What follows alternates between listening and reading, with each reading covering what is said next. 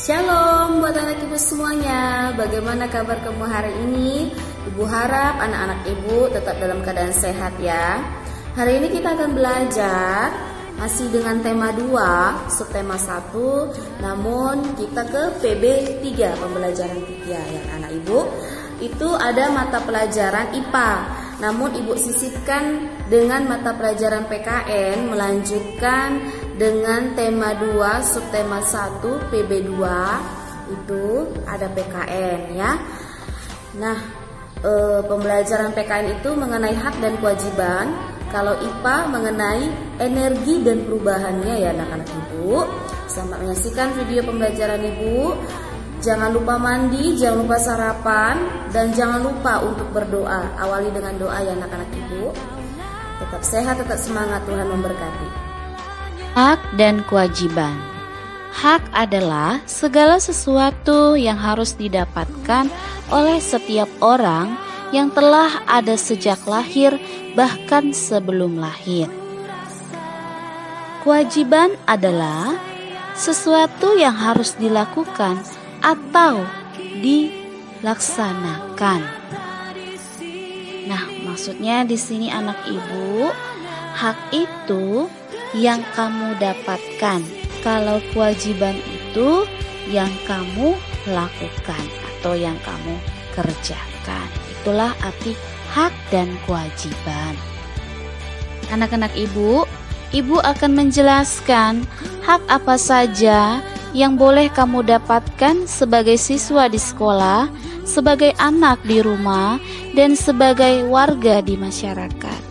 Hak siswa di sekolah yaitu berhak mendapat perlakuan adil dan perlindungan dari guru. Yang kedua, berhak mendapat bimbingan dan pendidikan dari guru. Yang ketiga, berhak meminjam buku di perpustakaan. Yang keempat, berhak mempunyai banyak teman. Yang kelima, berhak menggunakan fasilitas yang ada di sekolah. Itulah hak kamu sebagai siswa di sekolah.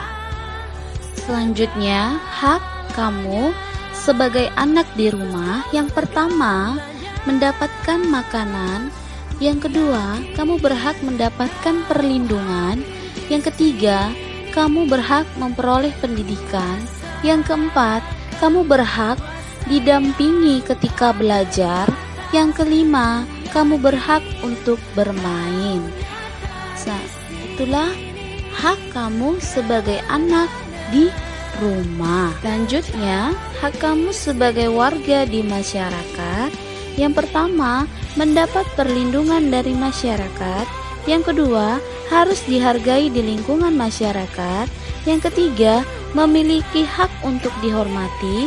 Yang keempat, memiliki hak untuk menyampaikan pendapat di lingkungan masyarakat.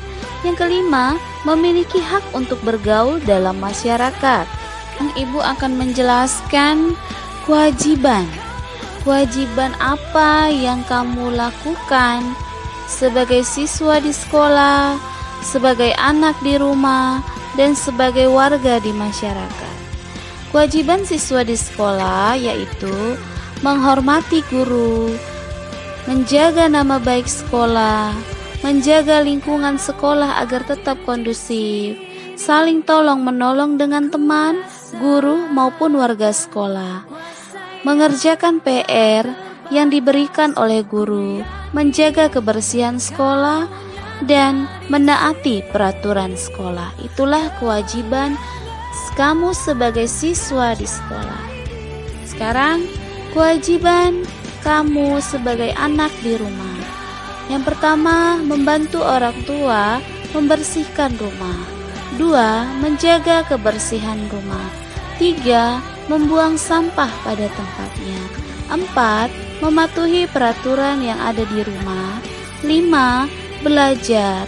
6. Mengerjakan PR. 7. Menghormati dan menghargai seluruh anggota keluarga. Itulah kewajiban kamu sebagai anak di rumah. Selanjutnya, kewajiban kamu sebagai warga di masyarakat. Yang pertama, saling menghormati perbedaan yang ada. Yang kedua, menjaga persatuan dan kesatuan.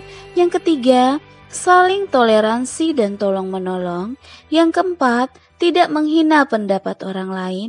Yang kelima, tidak menghina atau membeda-bedakan agama orang lain. Itulah anak-anak ibu, kewajiban apa saja yang kamu lakukan sebagai siswa di sekolah, sebagai anak di rumah, dan sebagai warga di masyarakat. Anak-anak ibu, perlu kamu ketahui ada perbedaan antara hak, begitu juga kewajiban. Kalau hak, sesuatu yang wajib menjadi milik kamu atau milik kita.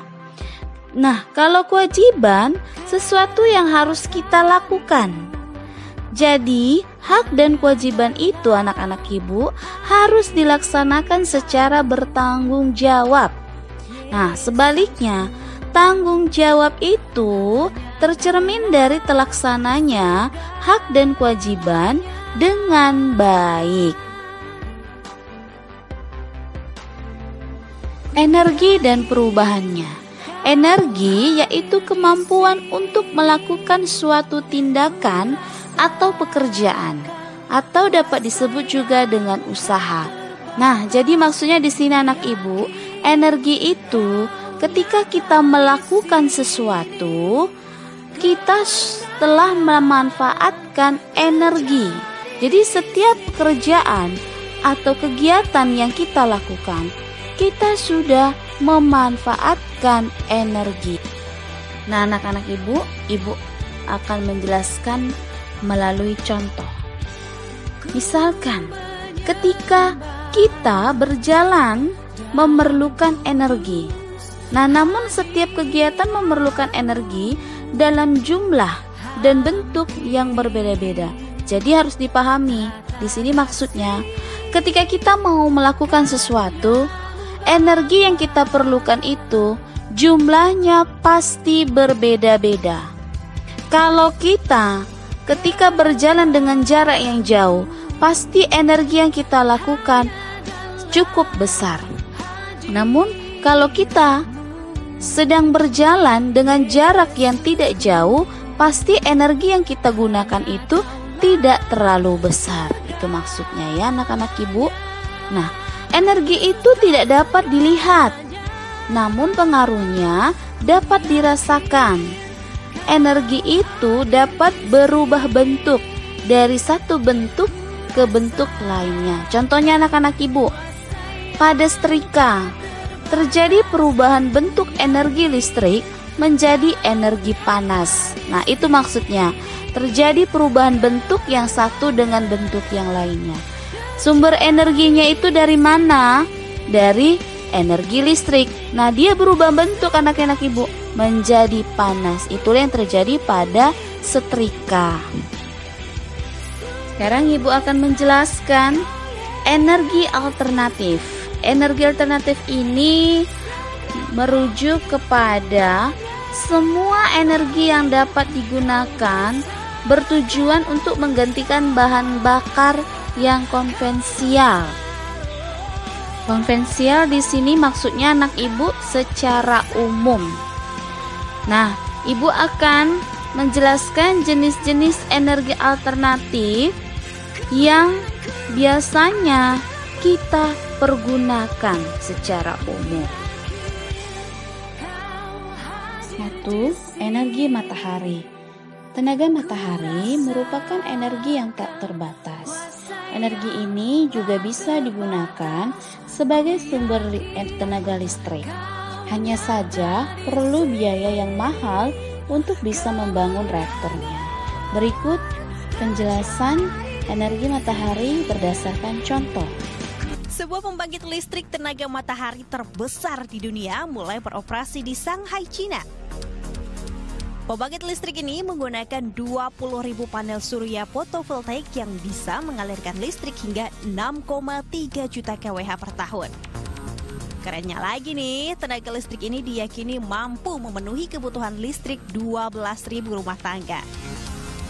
Bayangin tuh, lumayan kan mengurangi emisi gas dunia. Panel tenaga surya ini dipasang mengapung di danau yang dulunya tambang batu bara. Kini panel seluas 61.000 meter persegi ini telah menghasilkan 300.000 kWh sejak beroperasi. 2. Energi angin. Angin adalah udara yang bergerak. Pergerakannya ini bisa dimanfaatkan sebagai sumber energi.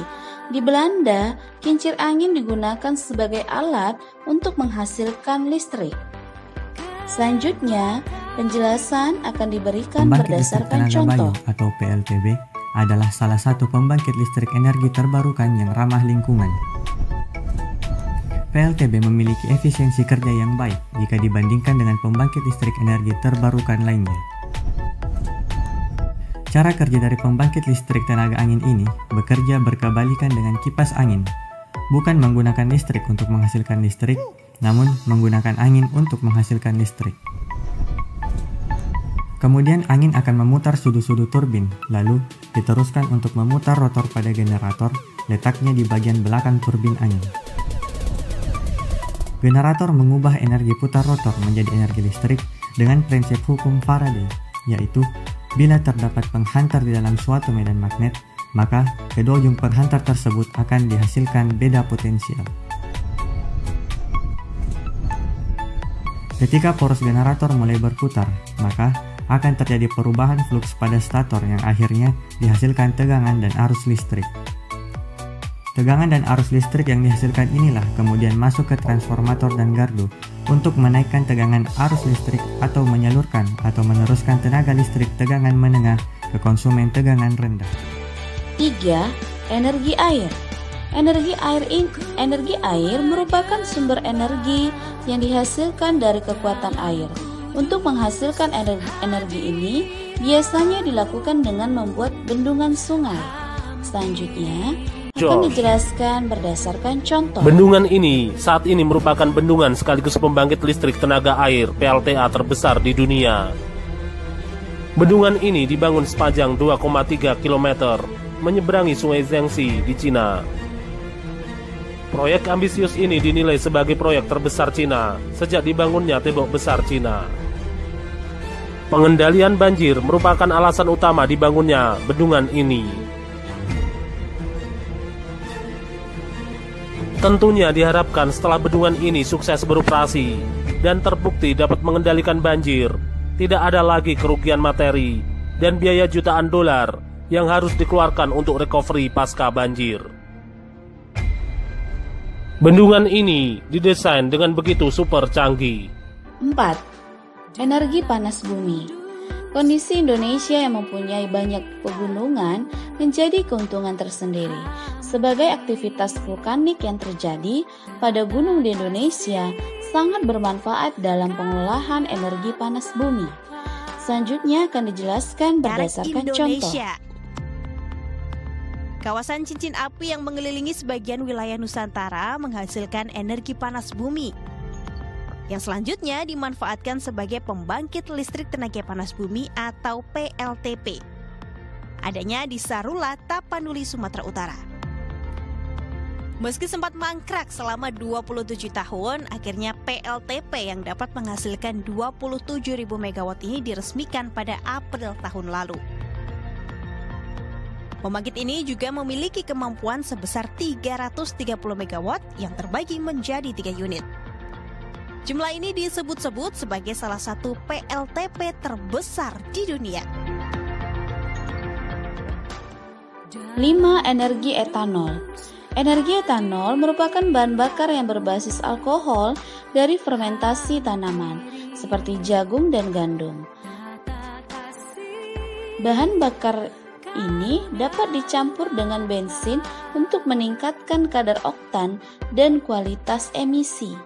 Nah, anak-anak ibu, selanjutnya akan dijelaskan berdasarkan contoh. Sonson Garsoni kembali berinovasi. Kali ini ia menciptakan aneka mekanik yang mampu mengubah limbah buah dan sayur menjadi bahan bakar etanol. Dari inovasinya terbukti kadar etanol yang diolahnya itu bisa mencapai 96%. Angka ini cukup fenomenal karena jika dikalkulasikan maka ia akan sangat layak untuk skala usaha. Apalagi rendaman dari destilasi bioetanolnya bisa mencapai 8%. Itu artinya limbah pasar Keramat Jakarta yang mencapai 70 ton per hari itu misalnya bisa menghasilkan 5,6 ton etanol per hari. 6. Energi gelombang. Energi ini pemanfaatan gelombang laut yang pasang. Penggunaannya memang tidak merusak lingkungan, tapi dalam memanfaatkan gelombang ini membutuhkan anggaran yang cukup besar untuk membangun reaktornya. Selain itu juga, kecepatan ombak yang tidak stabil juga menjadi salah satu kendala.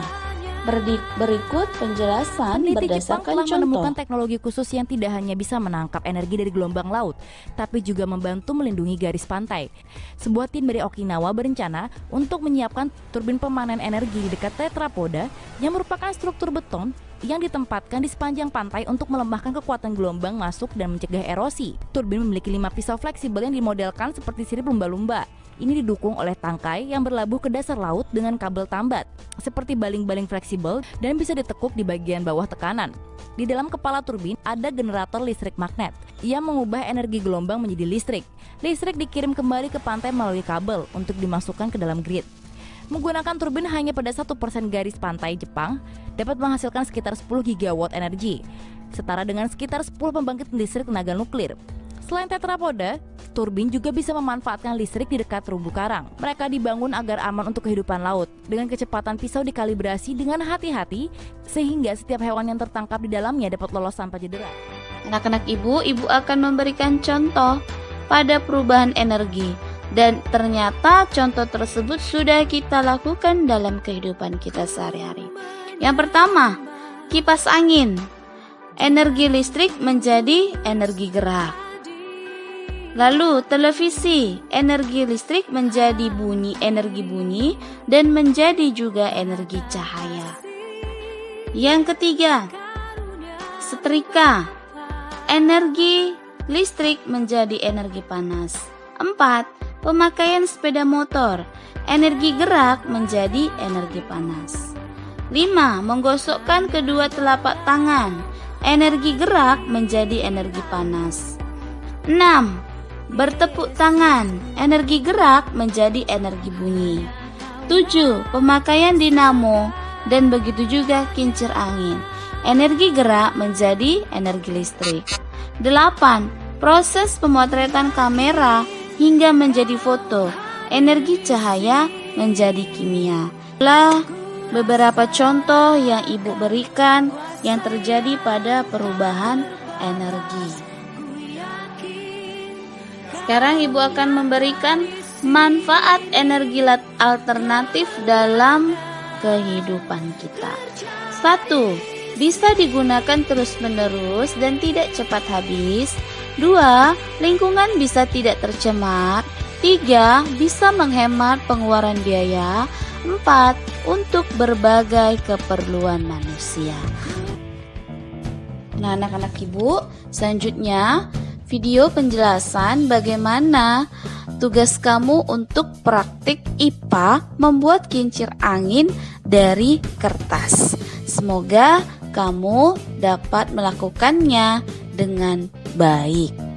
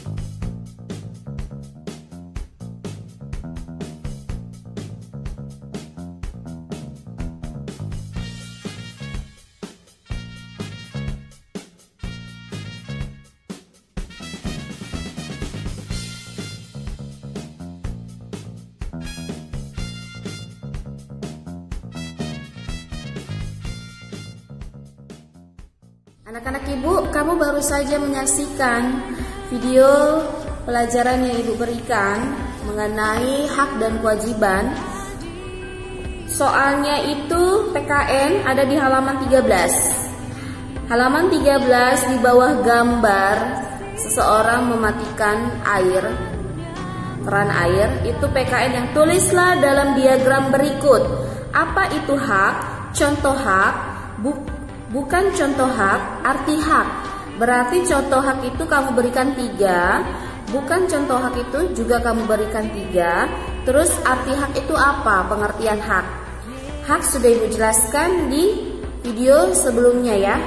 Boleh kamu ikuti yang ibu jelaskan tadi ya. Boleh kamu jawab sesuai dengan penjelasan ibu tadi. Itu mengenai PKN.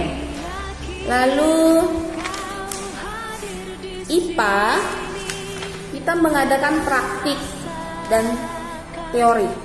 Itu di halaman 22. Kincir angin dari kertas. Nah, itu kamu lakukan praktiknya berdasarkan video yang ibu berikan ya. Pada praktik, ingat setiap melakukan tugas praktik kamu menggunakan pakaian sekolah ya. Pakaian sekolah yang rapi. Video kirim dengan ibu pada saat tanggal 27 Agustus juga ya nak. Jangan sampai 28 ya. Mengenai praktik IPA kincir angin, ibu ingatkan video dikirim tanggal 27 Agustus ya. Lalu kamu membuat kesimpulan. Setelah kamu melakukan percobaan, buat kesimpulan berdasarkan hasil percobaanmu ya. Membuat kesimpulan berdasarkan hasil percobaanmu. Itu dia mengenai IPA di halaman 22. Lalu di halaman 25 masih juga dengan IPA. Ayo berdiskusi. Nomor 1 sampai 3.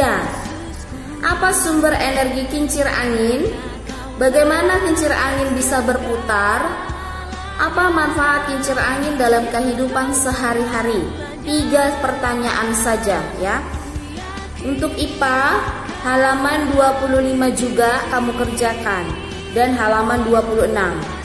Nomor 1 sampai 3 ya.